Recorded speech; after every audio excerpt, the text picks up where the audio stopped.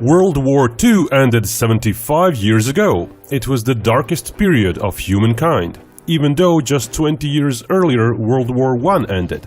A war to end all wars, supposedly. Yeah, that turned out well. The 7 Years' War and Napoleonic Wars could also be labeled as world wars, in a sense. With so many wars throughout human history, it's quite possible we're just several international incidents, trade wars, civil wars or revolutions away from the next truly global conflict. So, where could it start?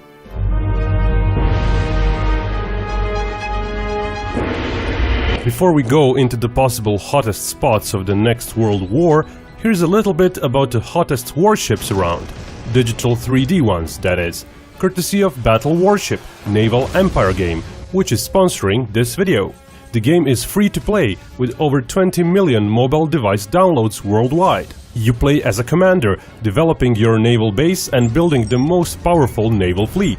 There are over 100 different types of aircraft carriers, as well as over 200 most advanced fighters, bombers and helicopters available in-game. This multiplayer game offers player v player battles, as well as guild v guild wars, where you fight alongside your friends in an alliance. There are massive enemy fleets to sink, pirates to beat and sea monsters to slay.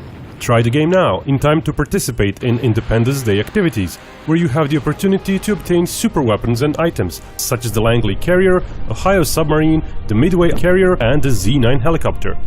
Install the game on your mobile device by clicking on the link below in the video description. World wars usually start out of smaller local wars. There are currently several locations around the world where such a hotspot might explode into a world war.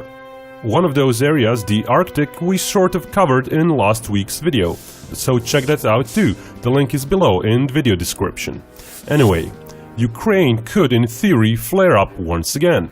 The pro-Russian separatists are currently dormant, but that may be due to lack of support for them from Russia. It's not impossible to imagine a situation where the entire Ukraine destabilizes, due to suspicious elections or an internal economic crisis exacerbated by the global crisis caused by the coronavirus event.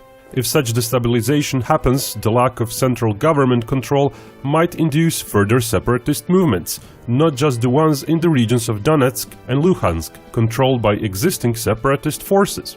Indeed, the two self-proclaimed republics of Donetsk and Luhansk claim a much larger territory that they control, and if the Ukrainian central government falls apart, they might seize the opportunity to try and expand. Russia's own response would be key, of course, and would decide whether such an event would remain a local war or would flare up into a larger incident. Russia has been feeling threatened by the US for some time. That feeling never really went away, of course, after the end of the Cold War. But ever since the events that happened in Ukraine in 2014, the relationship has been pretty bad. Various examples of political and economic pressure, like the US attempts to stop economic infrastructure cooperation between Russia and European countries, like with the Nord Stream 2 gas pipeline, have only made the matters more tense. Just like Russia felt compelled to take Crimea in 2014, as it was fearing it would lose access to it for good, it's not out of the question that Russia would openly support the separatists once again, perhaps even to a greater degree than before. Once Russian forces do start operating inside Ukraine in massive numbers, rather than in covert formations like before, the line would get very blurry.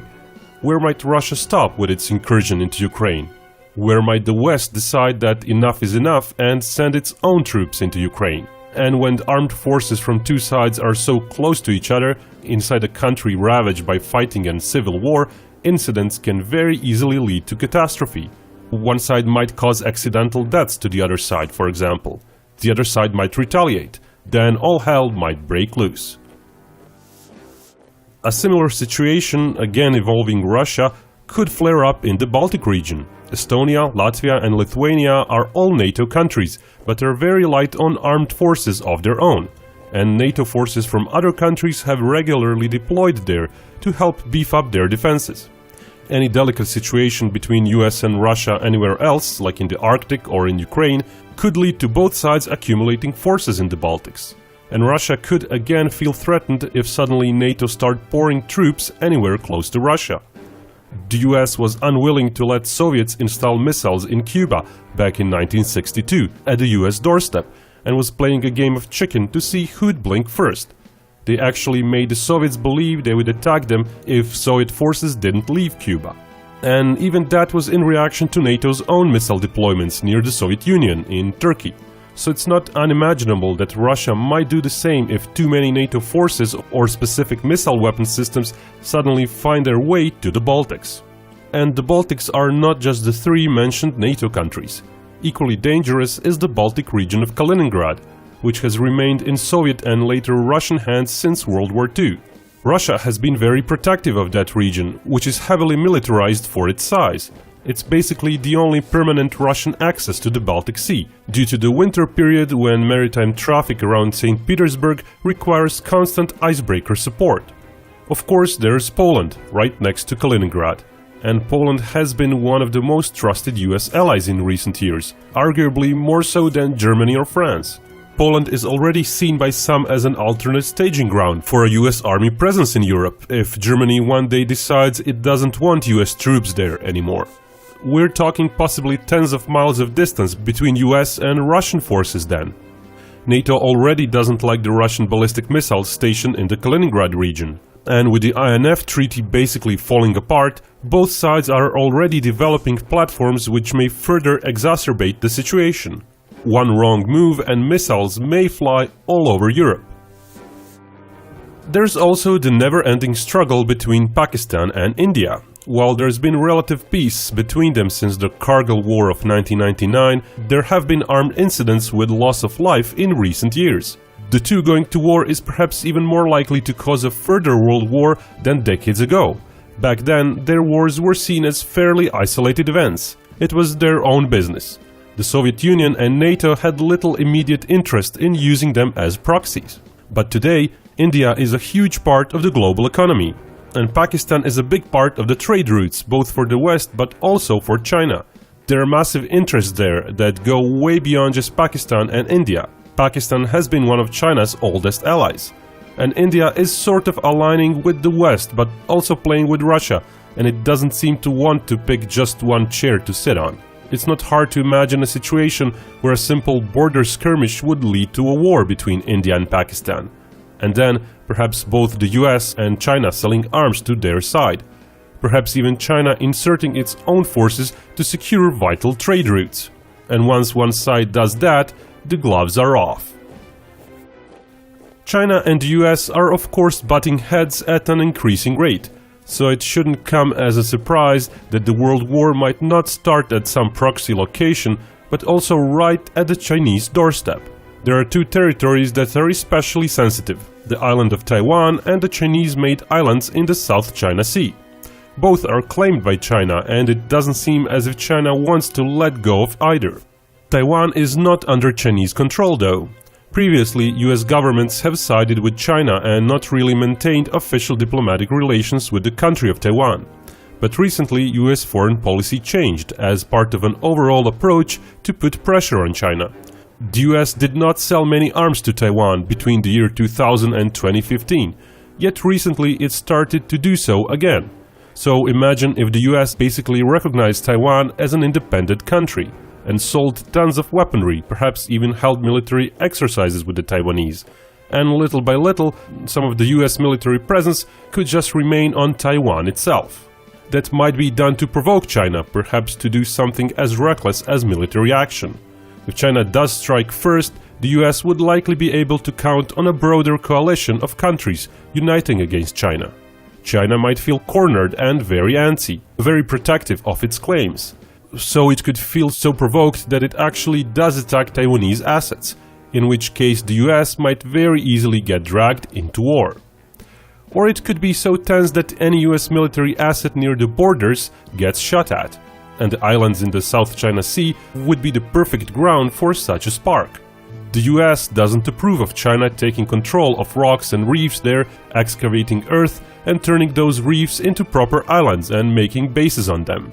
China has built up at least 7 rocks into artificial islands in the Spratly archipelago, 3 of which have sprawling military bases with runways. The US has been sailing close to those islands as it is. Now imagine all that going on, or even increasing in frequency when there's a Taiwan crisis going on. The chances for one side's planes or ships to feel threatened would be immense. Accidents might occur, warning shots might get fired, and sooner or later someone might die, at which point the door to World War III might be wide open. Iran is another example of a country that might find itself in a proxy war between world powers. The US, as the recent years have shown, is pretty determined on not letting Iran trade with anyone. But what happens if US relations with other countries deteriorate as well? We've seen the US implementing partial sanctions on Russia and waging a trade war against China. If, for example, the economic war with China goes further, or goes so far that the US is basically not trading with China anymore, then what would be stopping China from trading with Iran? While the US will not be able to prevent other countries from trading with China, they might make an example of Iran. So if all else fails, there might be a military action against Iran. The pretense for that is plentiful as it is. Iran has been influencing the internal politics of Iraq. They've been shooting down some US aircraft and boarding British ships.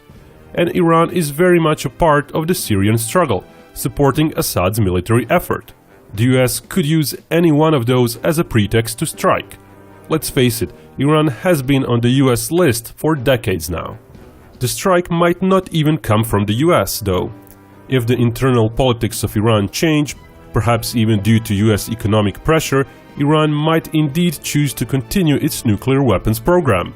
If Iran does get on the verge of fielding nuclear-tipped missiles, Israel or Saudi Arabia might strike first. They have both been threatened by Iran before and feel threatened by a nuclear-armed Iran. So a strike on Iran's nuclear forces and installations as a preemptive measure is not out of the question. Such a strike could also very easily lead to total war, one that could very easily pour into Iraq due to its key location, and make the war in Syria even worse, possibly even dragging Turkey into everything.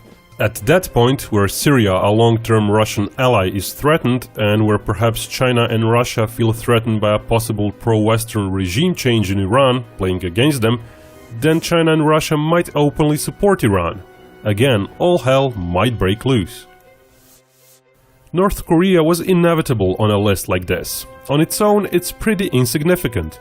No world superpower really thinks it's worth the hassle to even try and cozy up to it.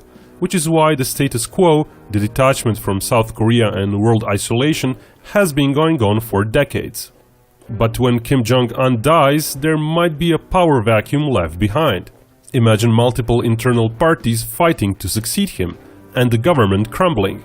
There could be a revolution, potentially even a civil war. The country also has nuclear weapons. Do the US and China stay put and just leave it be? Does South Korea, which has tens of millions of its people within missile reach, just let it play out? Or do the superpowers try to take advantage of the situation and try to influence the outcome of the power struggle? Because it's not unimportant who North Korea will align with in the future. The geography of North Korea means a lot to both the US and China.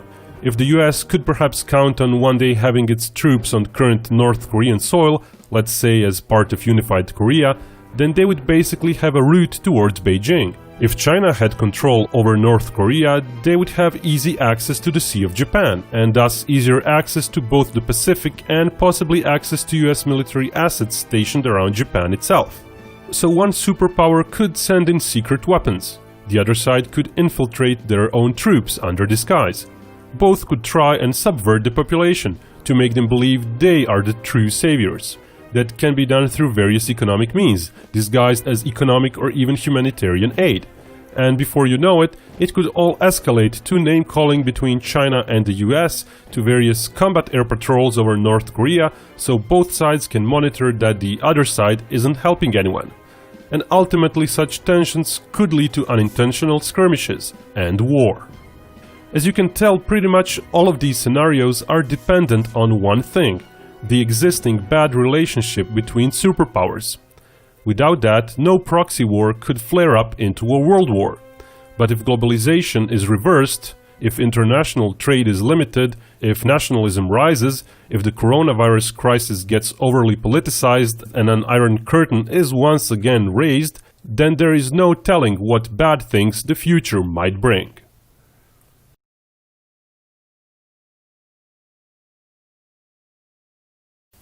And remember, Binkov may talk about hypothetical wars, but only real peace can bring us all together.